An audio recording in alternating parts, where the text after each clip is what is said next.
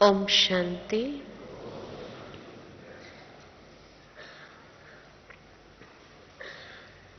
बाप दादा ने हम सभी बच्चों को समय प्रति समय की तीव्र गति का एहसास कराया भी है और साथ ही साथ में बार बार मुरली के अंदर भी उसका संकेत मिलता रहता है। पिछले 2 सीजनों से बाबा ने जैसे बच्चों को सावधान करना शुरू कर दिया है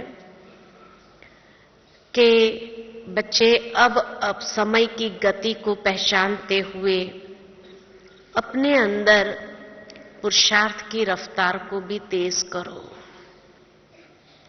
पिछली मुरली में बाबा ने कहा 15 दिसंबर की मुरली में कि बच्चे अभी पुरुषार्थ का समय बीत गया है और अब तीव्र पुरुषार्थ का समय आरंभ हो गया है।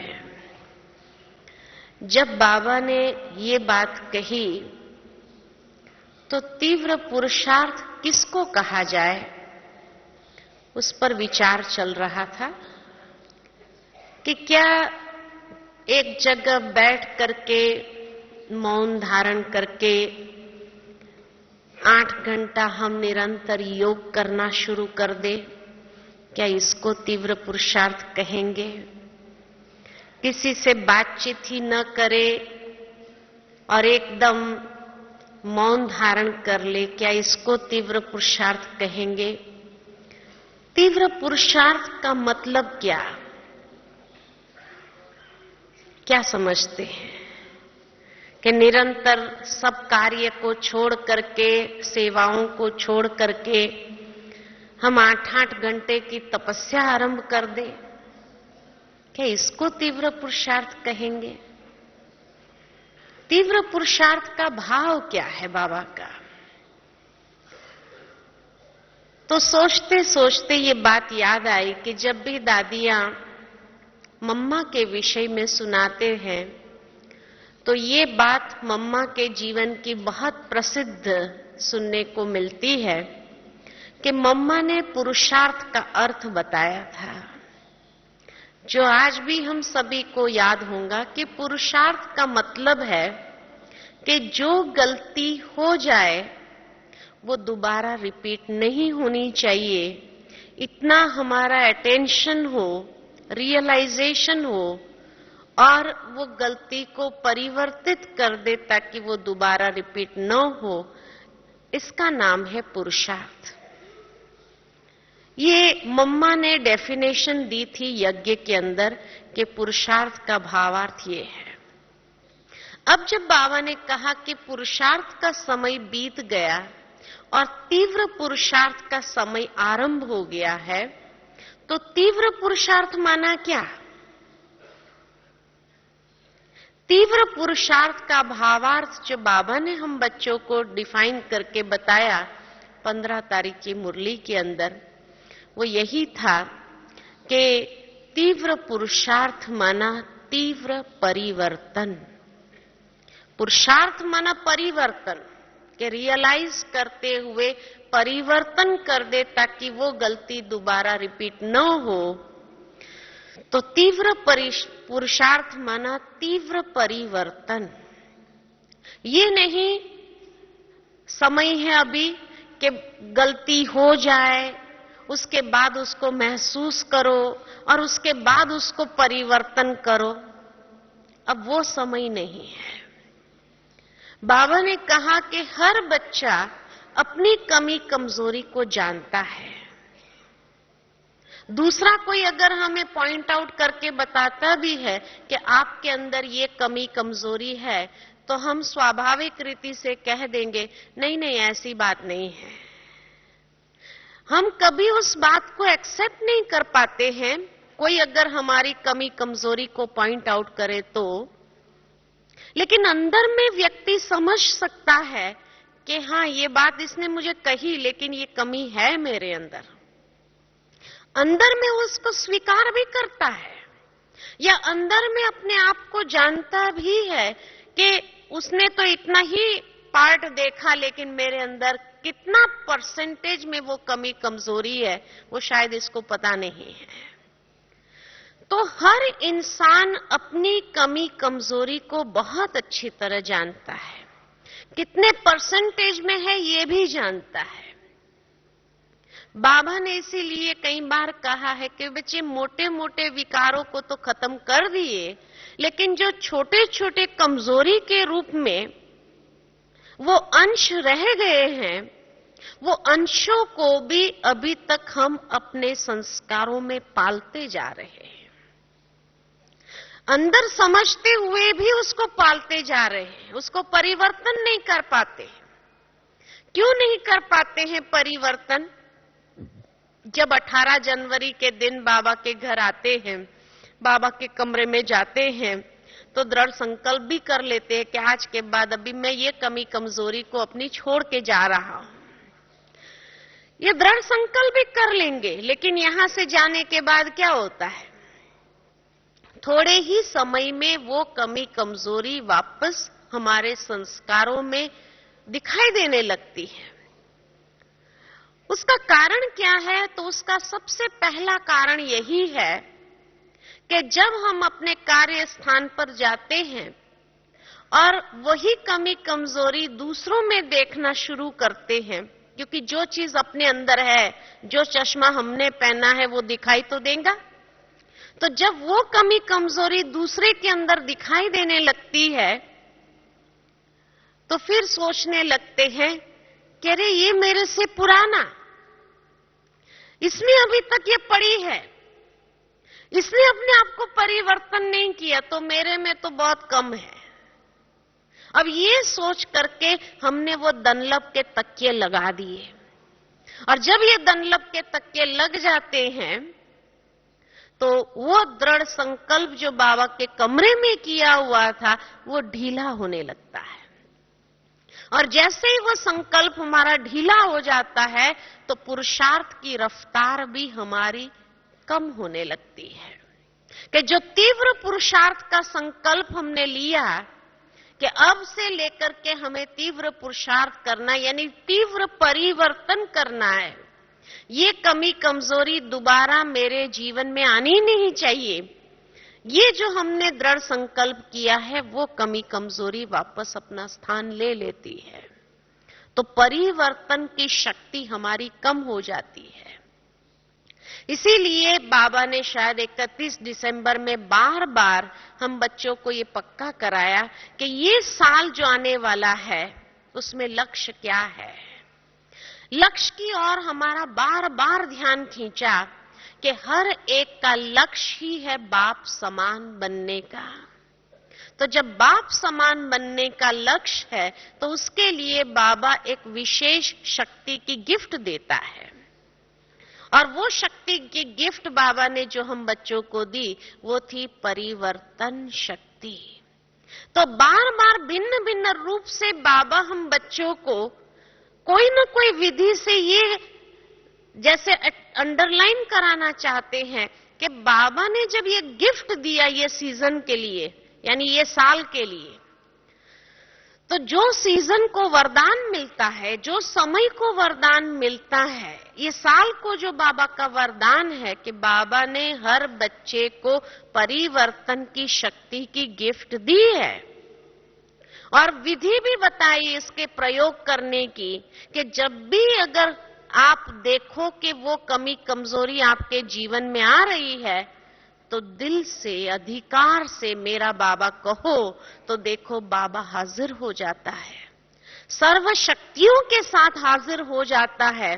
और सर्व शक्तियों के साथ जब हाजिर हो जाता है तो वो बदलने में आसान हो जाएगा, वो परिवर्तन की शक्ति का प्रयोग करने के लिए आसान हो जाएगा।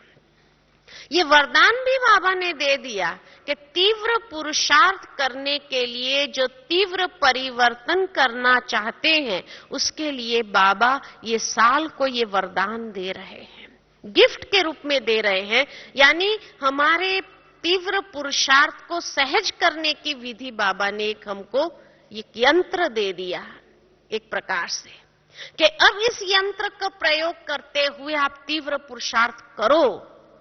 लेकिन अगर ये यंत्र का प्रयोग नहीं करेंगे तो क्या होगा?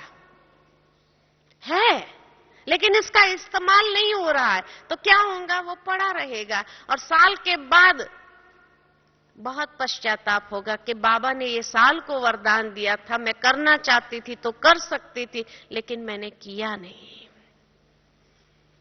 इसीलिए बाबा ने 15 तारीख की मुरली में जब ये कहा कि अपनी जो कमी कमजोरी है उसको वेरीफाई करो और वेरीफाई करते हुए उसको चेक करते चलो, रियलाइज करो और चेंज करो। इतना तीव्र होना चाहिए, चेक किया और चेंज किया। ये कमजोरी मेरे अंदर है, चेक किया और चेंज किया। इसको कहते हैं तीव्र पुरुषार्थ। और उसके लिए जैसे बाबा ने कहा, मनसा वाचा कर्मणा संबंध संपर्क, हर बात में चेक करो कमी कमजोरी कहां आ रही है और उसको तुरंत चेंज कर दो। यानी इतना हमारी अलर्टनेस की शक्ति बढ़ जानी चाहिए।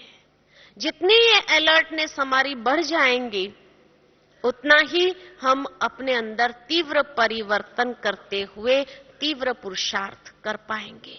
ये नहीं गलती हो उसके बाद महसूस करो उसके बाद चेंज करो, ये तो बहुत लॉन्ग प्रोसेस हो गया। तीव्र पुरुषार्थ माना गलती होने से पहले ही उस कमी कमजोरी को रियलाइज करते हुए उसको चेंज कर दो। ये बाबा का भाव है तीव्र पुरुषार्थ का। मुझे एक बहुत सुंदर कहानी याद आती है कि एक बार एक गुरु था और एक शिष्य था उसका। तो गुरु और शिष्य एक आश्रम में रहते थे, छोटा सा आश्रम था उनका। तो एक बार गुरु जी के मन में विचार आया कि मुझे और तपस्या करनी है और उसके लिए मैं हिमालय पर थोड़ा दिन जाकर के तपस्या करके आऊं। तो उसने अपने शिष्य को बुला करके कहा कि देखो, मैं गहन तपस्या करना चाहता हूं और इसीलिए मैं हिमालय पर जाना चाहता हूं, लेकिन ये आश्रम को मेरे पीछे से तुम देखना। शिष्य ने कहा ठीक है, बोला था बहुत शिष्य, उसने कहा ठीक है। और जैसे ये बात उसने कही, फिर कहा मैं परसों सुबह सुबह निकल जाऊंगा, कल का दिन फिर भी मेरे पास है। अगर तुम्हें कोई बात पूछनी हो तो पूछ सकते हैं, लेकिन याद रहे कि कल का दिन मेरा मौन का दिन है। फिर भी अगर तुम पूछना चाहो तो लिख करके मुझे पूछना, मैं लिख करके उसका जवाब दे दूंगा। तो वो शिष्य ने कहा ठीक है। रात हो गई, सो गए। दूसरे दिन जब सुबह हुई, गुरुजी का तो मौन था। तो शिष्य सोच में पड़ गया कि गुरुजी तो कल सुबह सुबह चले जाएंगे और आश्रम मुझे संभालना है, लेकिन कम से कम मुझे कुछ टिप्स देके तो जाए कि उनके पीछे मुझे किस बात के ऊपर ध्यान रखना चाहिए या कौन सा कर्म करना चाहिए ताकि मैं आश्रम को अच्छी तरह संभाल सकूं, क्या करना चाहिए मुझे। तो जब ये सोच रहा था तो उसने सोचा चलो गुरुजी ने कहा है पूछ सकता हूं, मैं पूछ लेता हूं। गुरुजी के पास गया कि गुरुजी आप मुझे कम से कम ये बताओ कि आपके एब्सेंस में मुझे क्या करना चाहिए। 2 मिनट ट्रैफिक कंट्रोल चल रहा है, साइलेंस में बैठते हैं।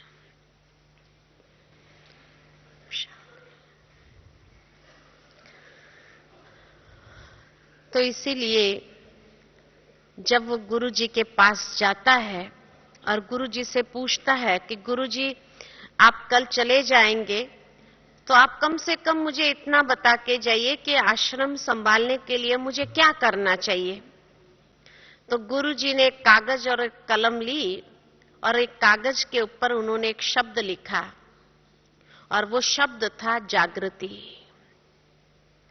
जागृति ये शब्द लिख करके उसको दे दिया। वो शिष्य ने पढ़ा जागृति, बस इतनी सी बात, ये तो मैं कर सकता हूं। वो निकला वहां से बाहर गया वो कुटिया से बाहर जाने के बाद बार बार वो कागज को देखता रहा। जागृति, बस इतनी सी बात है, उससे आश्रम अच्छी तरह संभाल सकते हैं। और उसी के ऊपर सोचता रहा। फिर उसने सोचा लेकिन कुछ और भी उसके आगे पीछे लिखते थे ना, कुछ आगे लिखे कुछ पीछे लिखे, कम से कम इस वाक्य को और इलेबोरेट करे। तो वो फिर गया गुरुजी के पास कि गुरुजी आपने ये शब्द जो लिख करके दिया जागृति, लेकिन इसको कुछ इलेबोरेट करो ना, कुछ आगे कुछ पीछे दोनों तरफ और कुछ लिख करके दो। तो वो गुरुजी ने फिर वो कागज लिया, कलम उठाई और एक शब्द आगे जोड़ा, एक शब्द पीछे जोड़ा। और ये दो शब्द जो थे, आगे जो जोड़ा वो भी था जागृति, पीछे जो जोड़ा वो भी था जागृति। जागृति जागृति जागृति। गुरुजी ने जब वो कागज दिया, शिष्य ने देखा, बस बोले जागृति रखनी है और कुछ नहीं, जागृति रखनी है बस, मुझे और कुछ नहीं करना है, हर वक्त जागृत रहना है मुझे। उसका मेंटल लेवल उस अनुसार विकसित नहीं था जो उस शब्द की गहराई को वो समझ सके। फिर बाहर जाकर के बार बार उस कागज के टुकड़े को देखता रहा और सोचता रहा। फिर उसने सोचा लेकिन जागृति जागृति जागृति का अर्थ क्या है, ये तो कुछ डिफाइन करे, कुछ एक्सप्लेन करे गुरुजी। तो फिर वो अंदर गया कुटिया में, फिर गुरुजी के पास जाकर पूछता है लेकिन आप गुरुजी ये स्पष्ट करिए कि जागृति जागृति जागृति मतलब क्या। तो गुरुजी ने फिर वो कागज लिया, कलम उठाई और एक शब्द और जोड़ दिया, जागृति। जागृति जागृति जागृति इज इक्वल टू जागृति। बाबा भी हमें अब तीव्र पुरुषार्थ के लिए यही बात कह रहे हैं बार बार, जागृति। यानी हर क्षण जागृति, विचारों में जागृति ले आओ कि मेरे विचारों की क्वालिटी क्या है, क्या पॉजिटिव है, नेगेटिव है, व्यर्थ है, विचारों की क्वालिटी के प्रति जागृति ले आओ। मेरे वचन कैसे हैं, मेरे बोल कैसे हैं, बोल के विषय में जागृति ले आओ। क्या मैं कोई व्यर्थ बोल रहा हूं, क्या मैं किसी के प्रति गुस्सा कर रहा हूं। बाबा ने पिछली मुरली में कहा कि कई बार कई लोग कहते हैं बाबा बहुत ऑपोजिशन होता है तो हमको गुस्सा आ जाता है, गुस्सा नहीं आता है लेकिन चिड़चिड़ापन तो आता है। तो बाबा ने कहा कि कोई भी चीज को ठीक करना, क्या आप समझते हैं कि गुस्से से, क्रोध से वो कार्य ठीक हो सकता है? जहां प्रोसेस ही गलत है तो उसका रिजल्ट सही कैसे निकलेगा? जो कार्य को ठीक करने की विधि मैंने अपनाई, अगर वो क्रोध है तो क्रोध से उसका रिजल्ट अच्छा होगा या बुरा होगा? अगर बाहर से वो व्यक्ति आपको कुछ भी न कहे, आपकी बात को संभाले, बाबा ने कहा कि बड़ा होगा तो रिटर्न में जवाब दे देगा, छोटा होगा आपको जवाब नहीं दे सकता, वो रोना शुरू कर देगा। कहा ना पिछली मुरली के अंदर, हमें बहुत याद, स्पष्ट रीति से याद आता है कि बाबा ने क्या कहा, यानी मेरे बोल के प्रति मेरी जागृति है कि मेरे बोल किस प्रकार निकल रहे हैं। क्या मेरे वचन द्वारा दूसरे को सुख मिल रहा है? क्या मेरे वचन द्वारा किसी की मानसिक स्थिति डिस्टर्ब हो रही है? ये है बोल के प्रति जागृति, अटेंशन, सावधानी। क्या मुझे अपने कर्म के प्रति जागृति है कि मेरे कर्म की क्वालिटी क्या है? बाबा ने ये बात बहुत अच्छी तरह से कही, चेक करो कि ब्रह्मा बाबा अगर होते थे तो क्या ऐसा करते थे? अगर मुझे बाप समान बनना है तो हर बात में जागृति चाहिए, विचार, बोल, कर्म, व्यवहार, संबंध, संपर्क, हर बात में जागृति चाहिए। और जागृति लाकर उसमें परिवर्तन क्या करना है? तो कहा मनसा द्वारा शक्तियों का दान दो, वाचा द्वारा हमेशा ज्ञान का दान दो, और कर्म द्वारा हमेशा गुण दान, ये जागृति रहनी चाहिए कि मनसा वाचा कर्मणा मैं क्या कर रही हूं। तो इसीलिए वो गुरु ने अपने शिष्य को खाली एक ही शब्द लिखा, लेकिन एक शब्द की गहराई कितनी थी। और यही चीज बाबा भी हम बच्चों को बताना चाहते हैं कि बच्चे, आपके जीवन के अंदर तीव्र पुरुषार्थ करने के लिए हर बात में चेक करो कि ये बोल मेरे बाप समान है। ब्रह्मा बाबा अगर होते थे तो क्या ऐसे वचन मुख से निकालते थे? अगर मुझे बाप समान बनना है तो ये है जागृति, इसको कहते हैं जागृति। अगर ये जागृति जीवन के अंदर आ जाए तो संपूर्ण बनना कौन सी बड़ी बात है। ब्रह्मा बाबा ने भी निरंतर अपने हर जीवन के एक एक कर्म के ऊपर कितनी जागृति रखी होगी। मम्मा के जीवन की कहानी जब बताते हैं दादियां तो यही बताते हैं कि मम्मा हर बात में इतनी गंभीरता से वो बात लेकर के कभी कोई बात को हंसी में नहीं निकाल देती थी।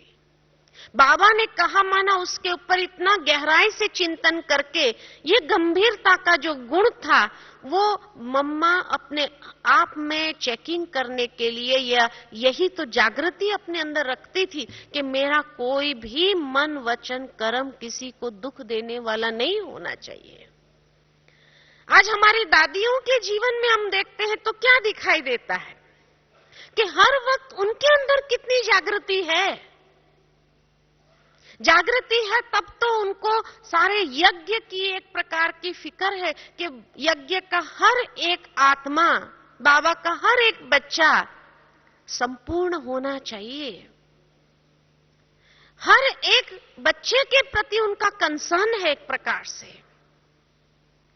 ये जागृति किसी गुरुओं में नहीं देखने को मिलती है, किसी के अंदर नहीं देखने को मिलती है। वो अपने आप को संपन्न बनाएगा, ज्ञान दे सकते हैं दूसरे को, लेकिन वो प्रैक्टिकल में किसी का जीवन बना दे। जैसे आज सुबह में दादी ने क्लास कराया, उन्नति का ख्याल करे, हर आत्मा की उन्नति का ख्याल करे, ये उनके अंदर नहीं होता है, ये भावना ही नहीं होती है। और बाबा का सारा ज्ञान ही है कि ये बच्चे की उन्नति कैसे होनी चाहिए। तो बाबा कितनी जागृति रखता था, खुद की उन्नति के साथ साथ बच्चों की उन्नति का पहला ख्याल रखते थे।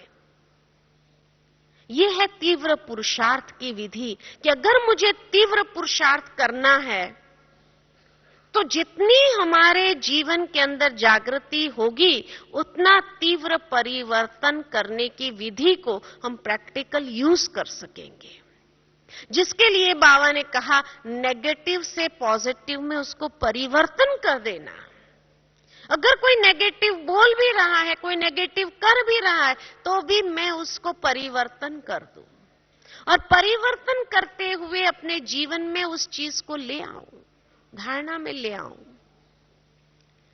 जिसके लिए बाबा ने हर बार हम बच्चों को ये सावधानी दी कि बच्चे, आप कितना भी अपोजिशन क्यों न आ जाए, लेकिन स्वमान की सीट पर दृढ़ होकर के जब बैठते हैं तो उस अपोजिशन को भी अपने पोजीशन की शक्ति द्वारा उसको चेंज कर देंगे, परिवर्तन कर देंगे।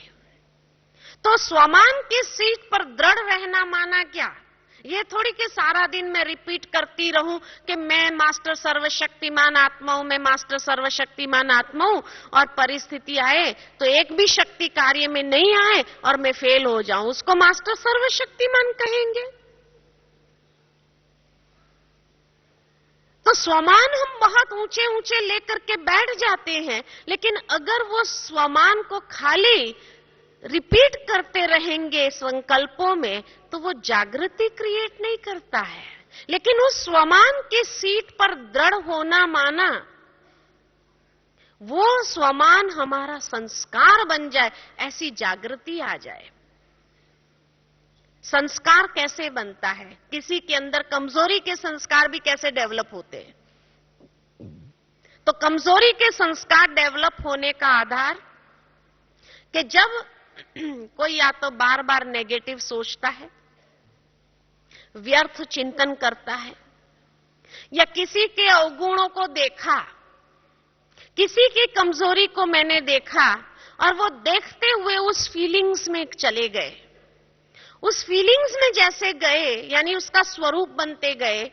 फीलिंग्स में जाना यानी उसको फील करना, और वो कमजोरी को जैसे फील करते गए, उसको विजुअलाइज करते गए, तो वो संस्कार बनने लगता है।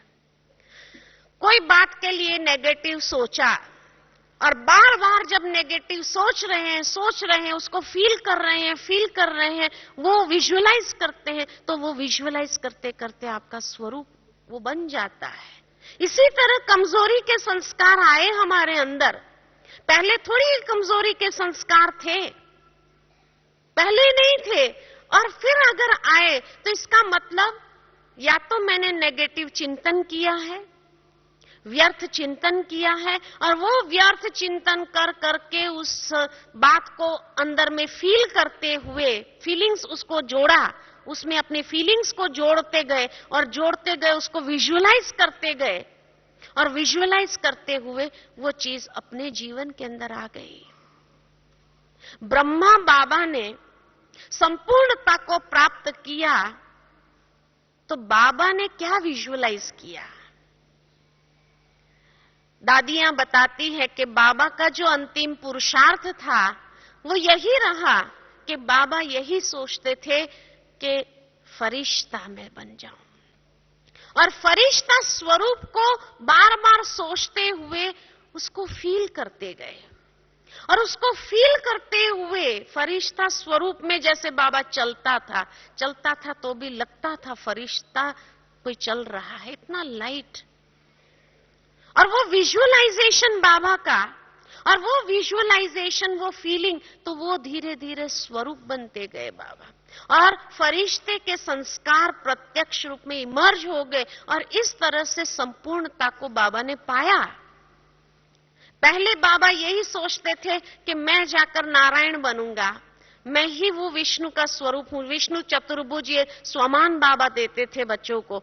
तो पहले ये पुरुषार्थ करते गए, लेकिन जैसे जैसे बाबा भी सूक्ष्म स्तर की बातों को, शिव बाबा की बातों को समझने लगे, वतन का रहस्य जब शिव बाबा ने खोला, और वहां कैसे हर व्यक्ति का एक संपूर्ण स्वरूप है, और वो फरिश्ता स्वरूप है, वो फरिश्ता स्वरूप के विषय में जब बताया, तो बाबा ने उसी को ही विजुअलाइज करते हुए अपने स्वरूप को वैसा बना दिया, फरिश्ता बन गए।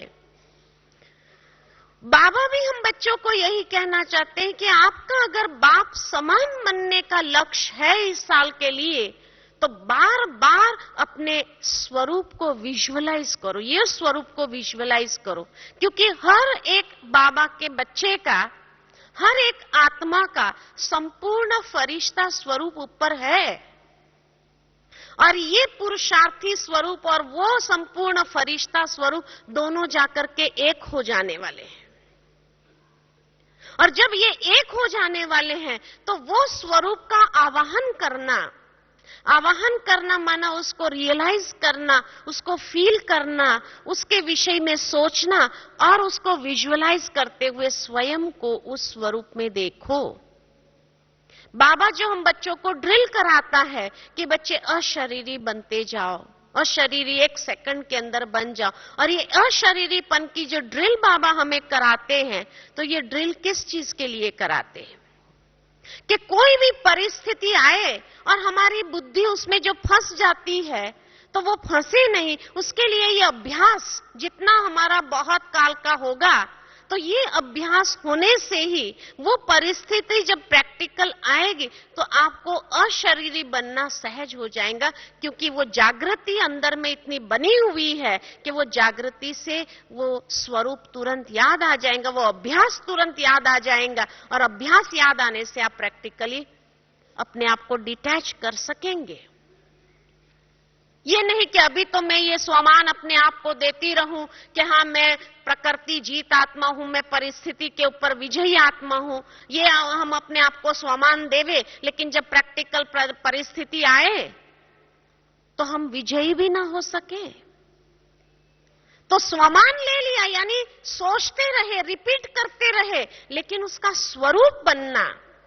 तो स्वमान की सीट पर दृढ़ होना माना वो स्वरूप में आ जाए, वो स्वमान को इस तरह से हम विजुअलाइज करें अपने अंदर, और विजुअलाइज करते हुए वो स्वरूप बन जाए। जब वो स्वरूप बन जाएंगे तो सचमुच हर परिस्थिति के ऊपर वो स्वरूप आपको विजयी बनाएगा।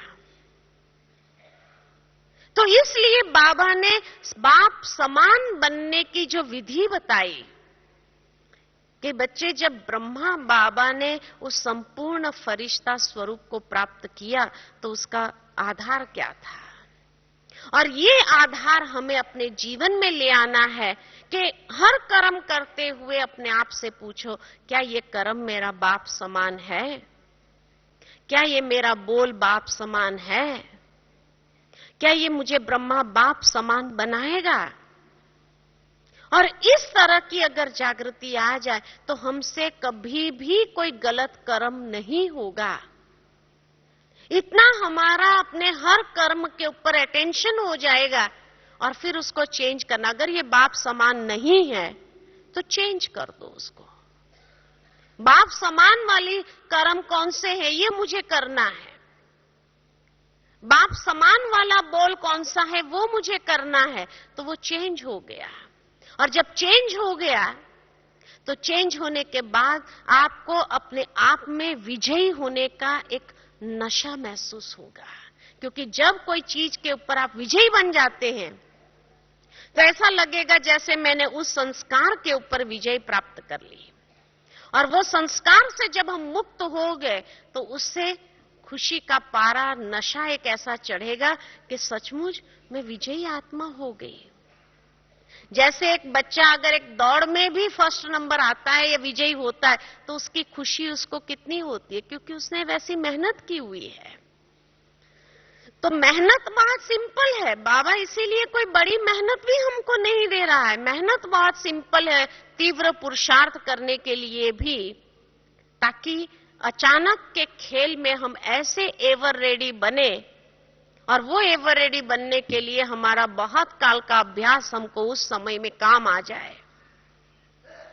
तो बाबा की अभी जो लास्ट की मुरलियां चल रही है, ये ऐसे लग रहा है जैसे बाबा हर प्रकार को पॉलिश करते हुए अब स्पष्ट स्वरूप हमारे सामने क्लियर कर रहे हैं कि समय की समीपता के हिसाब से हमारे पुरुषार्थ की रफ्तार में तीव्रता जो लानी है, उसके लिए क्या विधि है।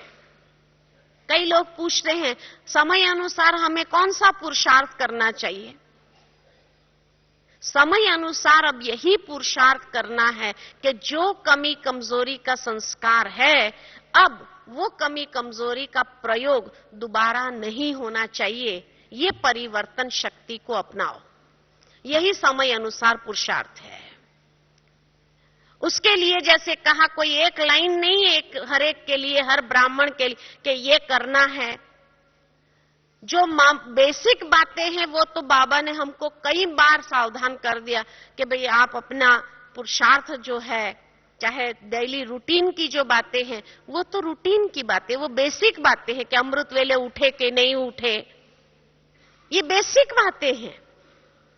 अमृत वेला व्यक्ति उठा, लेकिन कौन से स्वमान की स्थिति को अपनाया। अब ये सूक्ष्म चेकिंग के तरफ आओ। अमृत वेला उठा कि नहीं उठा, क्लास में गए कि नहीं गए, लेकिन क्लास में अगर मैं बैठी तो मेरी स्थिति कौन सी थी, वो चेकिंग, वो जागृति हमें अपने अंदर ले आनी है। इसलिए कहा कि हर वक्त जो बेसिक दिनचर्या है, वो बेसिक दिनचर्या को चेक करने की बात नहीं रही। अभी हम और लेवल आगे बढ़ गए, और आगे बढ़ने के बाद वो बेसिक बातों में भी सूक्ष्म चेकिंग को अब हमें अपने जीवन के अंदर अपनाना है। क्योंकि बाबा ने जब ये बता दिया बच्चों को कि बच्चे व्यर्थ सोचना ये भी एक प्रकार की इम्प्यूरिटी है, इम्प्यूरिटी के खाते में ही जाती है। वेस्ट थॉट्स अगर आता है अभी तक भी, माना बाबा ने इतना ज्ञान का समर्थ संकल्पों का खजाना देने के बाद भी अगर मेरे मन के अंदर व्यर्थ चलता है तो उसको क्या कहेंगे कि वो व्यर्थ चलने का कारण क्या है? जरूर कहीं न कहीं बुद्धि के अंदर इम्प्यूरिटी है, जिस कारण से वो व्यर्थ चल रहा है। तो इसलिए उसको ओवरकम कर देना है मुझे, कि अब मेरे पास में इतना ज्ञान का खजाना है। बाबा ने कहा, मनन करते चलो ना, परिवर्तन कर लो, व्यर्थ को चेंज कर लो, ज्ञान का मनन करना आरंभ करो, ज्ञान के खजाने के साथ खेलना आरंभ करो।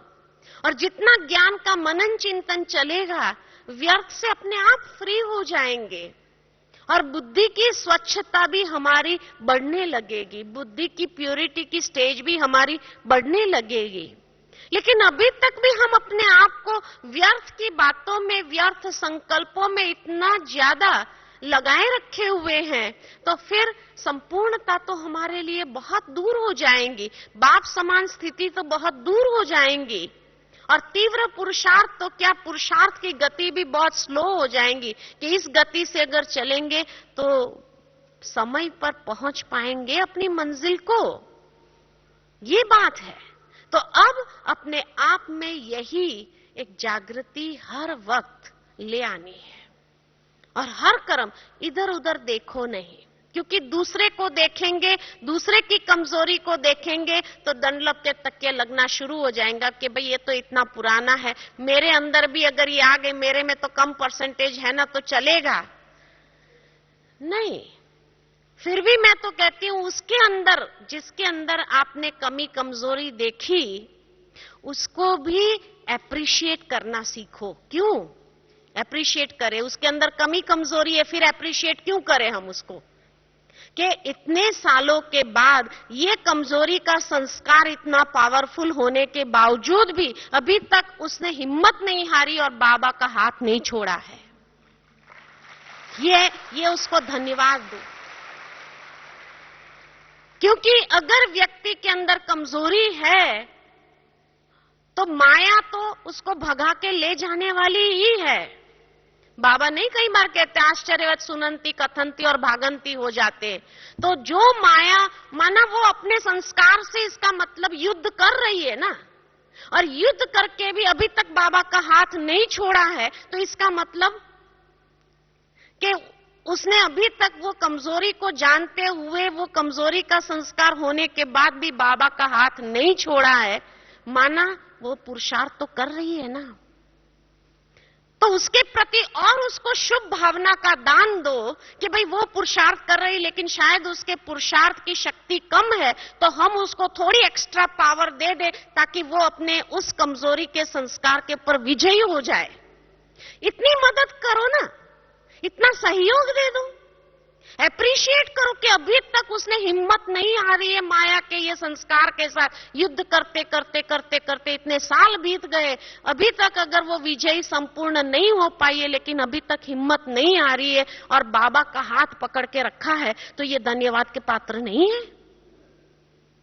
लेकिन अगर हम ये देखेंगे, ये तो है ही ऐसी ना, बाबा नहीं कहते, कई बार बाबा बच्चों की भाषा बोल के बताते हैं कि बच्चे क्या कहते, ये तो है ही ऐसे ना, ये तो कभी सुधरने वाला ही नहीं है।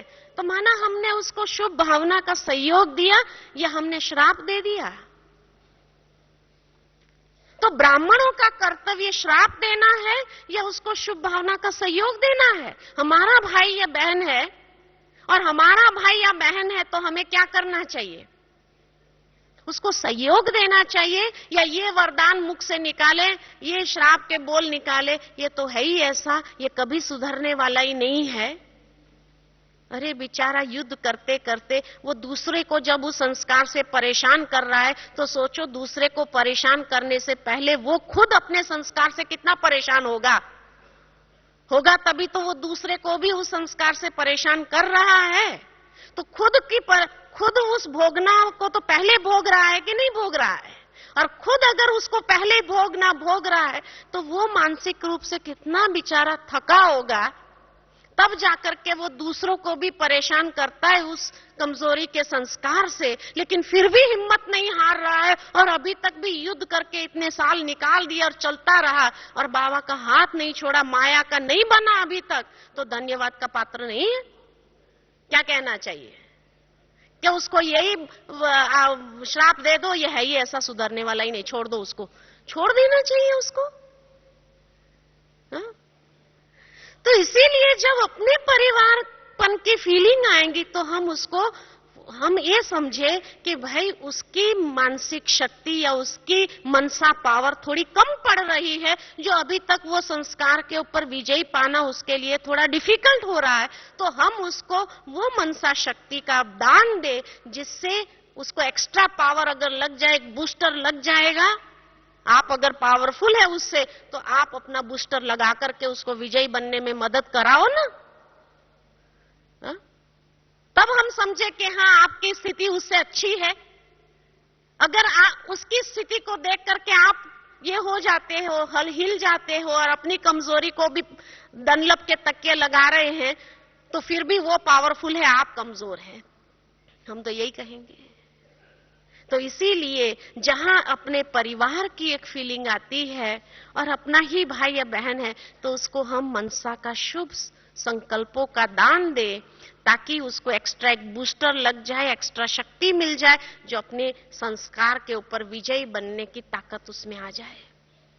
ये हमारा कर्तव्य है कि हम खुद बाप समान नहीं बने खाली, लेकिन दूसरों को भी अपने साथ साथ बनाते चले। ब्रह्मा बाबा ने कभी अपने लिए नहीं सोचा, ब्रह्मा बाबा ने हमेशा यही सोचा कि ये बच्चे भी शिव बाबा के हैं, और इसलिए खास बाबा अमृत वेले 2:30 बजे उठ करके सकाश देते थे उन बच्चों को, कि जो बच्चे पुरुषार्थ करते हुए भी उस संस्कार पर विजय नहीं पा सकते थे, बाबा अमृत वेले उठ करके उनको सकाश देते थे। बाबा कई बार नहीं कहते, या उनके लिए ऐसा भोजन तैयार करते थे। आज जैसे दादी ने कहा कि बाबा के पास हम पूछने गई, बाबा प्रोग्राम क्या है, बाबा ने कहा कि मैं भोजन बना रहा हूं बच्चों के लिए, हाँ भोजन बना रहा हूं, तैयार कर रहा हूं, तुम डिस्टर्ब करती हो।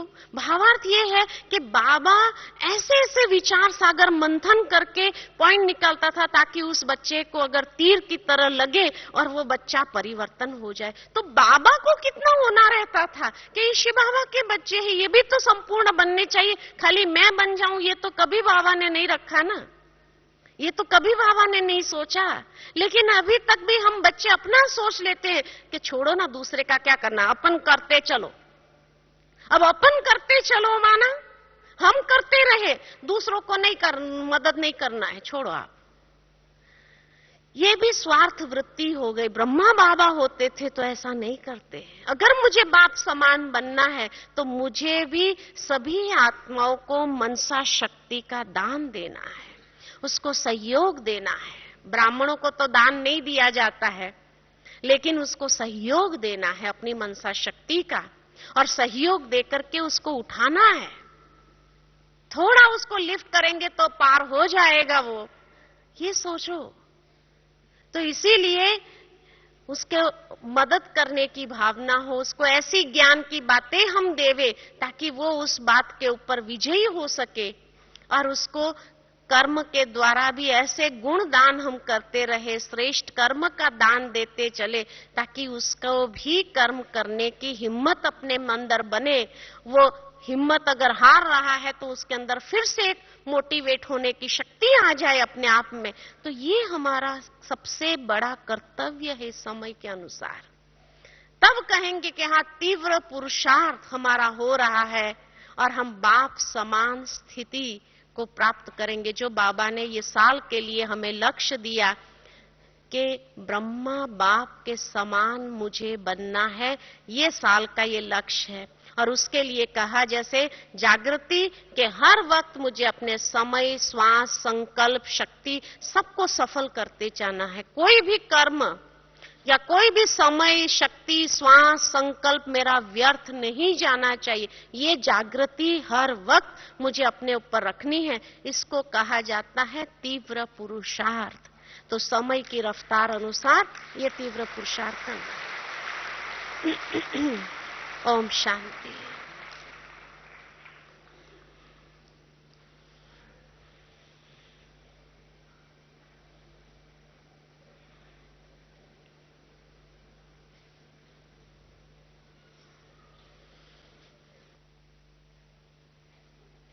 आपने तीव्र पुरुषार्थ की बहुत सुंदर व्याख्या स्पष्ट की। हम सभी एक ही शब्द याद रखेंगे, तीव्र पुरुषार्थ माना हर समय जागृति, जागृति, जागृति।